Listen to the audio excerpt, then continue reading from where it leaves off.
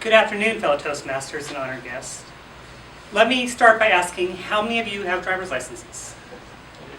Great, almost everyone. Almost. Almost everyone. You never know.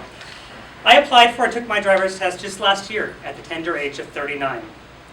After so many years, getting my driver's license was a scary proposition. I wasn't sure I wanted to actually go through with it. I'd been working on cars and engines since I was 8 years old. Why was this such a big deal? In February of last year, I was ready to take my driver's test. My driver's application was filled out, check. Had a car to drive for the test, check. I got my physical, check. Booked my hotel room, check. Assembled a team to help me for the weekend, check. After a weekend of testing, I finally got my license. I now have a license to drive 200 miles an hour in 7 seconds. I now possess a license that few people ever have a chance to get. My license allowed me to drive open-wheel dragsters at competitive NHRA events.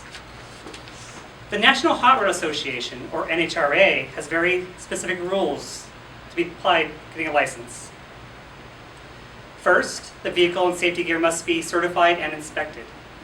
A driver must demonstrate the ability to get out of the vehicle without being able to see in 15 seconds.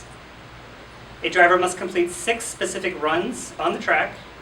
All runs must be observed by track officials and a licensed driver in the class. The NHRA requires very specific equipment for the driver and also for the vehicle. Regulations dictate the design, construction, and materials to be used for chassis and roll cage. Vehicles must be inspected and certified even to be allowed on the track. Fire suppression systems must also be installed and inspected. For a driver, it's simple, just a few certified items required. Now try to picture this. It's often 100+ degrees out of the track, and you have to wear a fire suit, which is kind of like wearing a sleeping bag, driving shoes, fire-resistant booties that cover your shoes and go up past the bottom of your fire suit, fire-resistant face mask, fire-resistant gloves, a helmet, a Hans device that protects your neck in case of a crash, straps that connect your arms to the seat belts in case of a rollover or crash, your arms don't fly outside the vehicle. And finally, a 5-point safety harness to hold you securely in this small driving compartment. Sounds like fun, right? Now I have the vehicle inspected, my safety equipment inspected.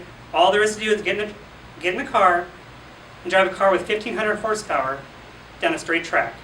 No problem. We pull the car into the staging lanes. I get loaded in the car with assistance from my team.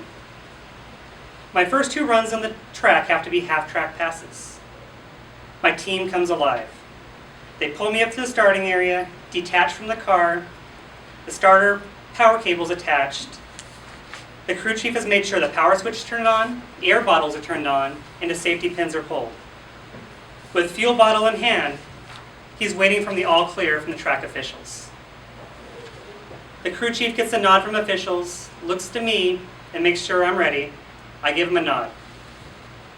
Alcohol is squirted into the throat of the vehicle, the starter is engaged, and he looks to me, indicating to turn on the ignition. The car roars to life. The team is pulling off power cables, removing the starter, and pulling away the tow vehicle. It's all on me now. My crew chief is now in front of me near the starting line. I pull the car forward and roll through the water box. I'm given the nod to do a burnout. I stomp on the gas and do a short burnout. It's not as long as I'm supposed to, but it will work. I am now out in the middle of the track, and a team member jumps over the railing to relay hand signals to me as I back up to the starting line. I'm positioned about 1 foot behind the starting line at this point. The crew chief points to me and indicates it's all mine. I creep up to the line, looking at the tree of lights, and the first yellow light comes on. I creep up a little more, the second yellow light comes on. I'm now in position. 3 more yellow lights flash on, followed by a green. I stomp the gas to the floor and hang on. I see the point where I'm let off ahead of me, and I'm already feathering the gas.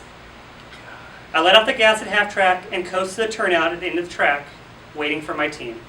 They congratulate me, and ask how everything went, and then they ask, why did you let off before half track? I simply said, I was scared. Later that day, I did another half track pass and 2 more 3/4 track passes.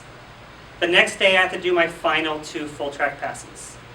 Up to this point, I didn't need a parachute to stop the vehicle. One more thing to worry about. Remember, I have to drive this car down a 1/4-mile track, keep it in my lane, remember to pull the parachute, shut down the motor, all in less than 8 seconds. On my 5th run, I let off the gas a little early. I was determined to stay on the gas my final run. I remember barreling down the track, with my foot on the throttle all the way open, and my right hand waiting to pull the parachute, saying to myself, not yet, not yet, okay now. Pulling the parachute, shutting down the motor, and safely pulling off the track, my final run, I ran 178 miles an hour in 7.84 seconds. Getting my NHRA license was an experience of a lifetime, and I'm eternally grateful for the opportunity.